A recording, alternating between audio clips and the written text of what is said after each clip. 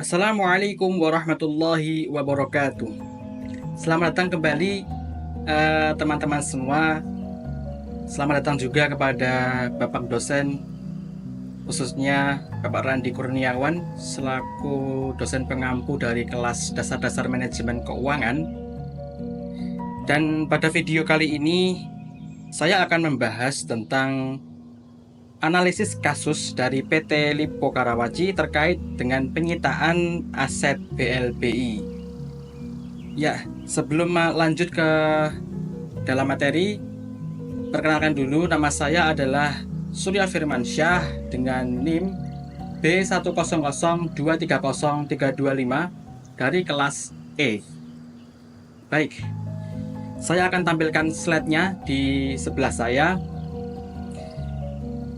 Pada slide yang pertama, ada sorotan kasus.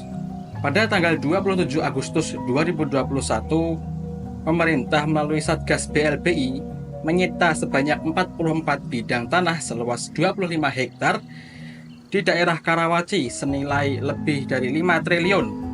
Penyitaan ini dilakukan dalam upaya mengembalikan aset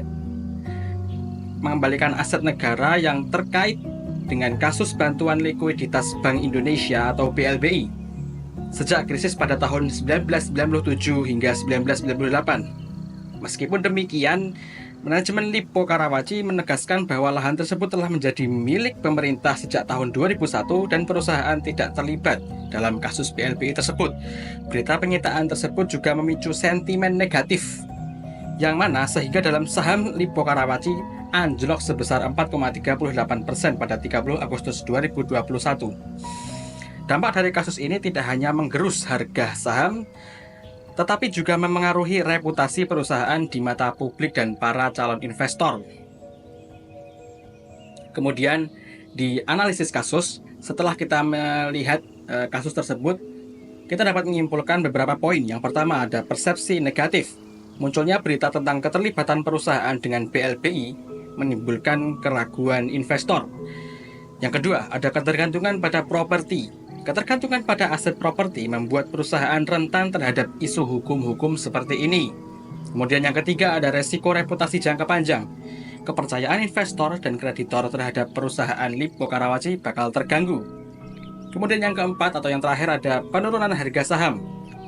Harga saham akan merosot akibat aksi jual oleh para investor. Ya, setelah kita mengetahui berbagai masalah tadi, maka strategi dan solusi yang saya mungkin berikan adalah yang pertama adalah manajemen krisis dan reputasi.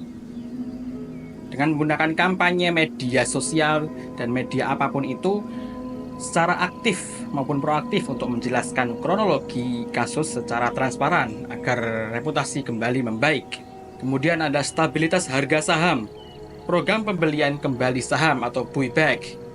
Kemudian ada penawaran dividen untuk menarik investor. Yang ketiga ada diversifikasi bisnis, melakukan ekspansi ke sektor non-properti seperti kesehatan, pendidikan, ataupun teknologi. Kemudian ada peningkatan tata kelola perusahaan atau GCG, dengan melakukan audit internal secara menyeluruh, dan pembentukan komite resiko untuk memitigasi masalah-masalah hukum.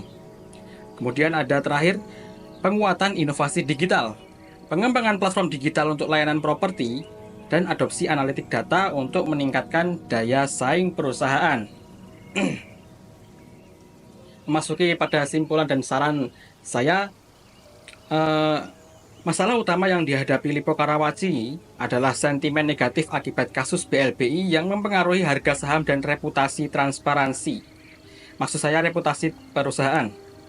Untuk mengatasi hal ini, perusahaan perlu fokus pada transparansi publik melalui komunikasi yang proaktif, diversifikasi bisnis untuk mengurangi ketergantungan pada sektor properti dan inovasi digital guna memperkuat daya saing perusahaan. Peningkatan tata kelola perusahaan juga penting untuk membangun kepercayaan jangka panjang dengan investor dan pemangku kepentingan. Dengan langkah-langkah ini, saya harap Lippo Karawaci dapat memulihkan reputasi dan menciptakan stabilitas keuangannya di masa yang mendatang. Baik, itu tadi adalah sedikit hal tentang pembahasan kasus keuangan pada PT Lipo Karawaci. Kurang lebihnya mohon maaf. Terima kasih. Wassalamualaikum warahmatullahi wabarakatuh.